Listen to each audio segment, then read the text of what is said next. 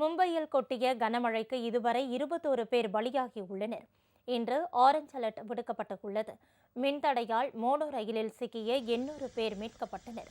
மும்பையில் 4வது நாளாக இடைவிடாத கனமழை பெய்து வருகிறது. தொடர்ந்து பெய்து வரும் கனமழையால் போக்குவரத்து முடங்கி மக்களின் இயல்பு வாழ்க்கை முற்றிலும் முடங்கியது. மும்பைக்கு இன்று ஆரஞ்ச் அலர்ட் விடுத்துள்ள நிலையில் மழை மேலும் வலுத்து வருகிறது. மும்பை நகரம், தானே, பால்கர், ராய்கட், ரத்னகிரி என பல பகுதிகள் வெள்ளக்காடாகின. எங்கு பார்த்தாலும் இடுப்பளவு தண்ணீர் தேங்கி இருக்க மக்களின் இயல்பு வாழ்க்கை முற்றிலும் முடங்கி இருக்கிறது. ரயில், விமான போக்குவரத்து நிறுத்தப்பட்டுள்ளது. பக்தி பார்க், செம்பூர் இடையே மின்தடையால் மோனோ ரயில் நடுவழியில் நின்றது. அதில் சிக்கிக்கொண்ட 800க்கும் மேற்பட்டோர் பத்திரமாக மீட்கப்பட்டனர். கடந்த 4 நாட்களில் கொட்டிய மழைக்கு மொத்தம் 21 பேர் பலியாகி இருக்கின்றனர்.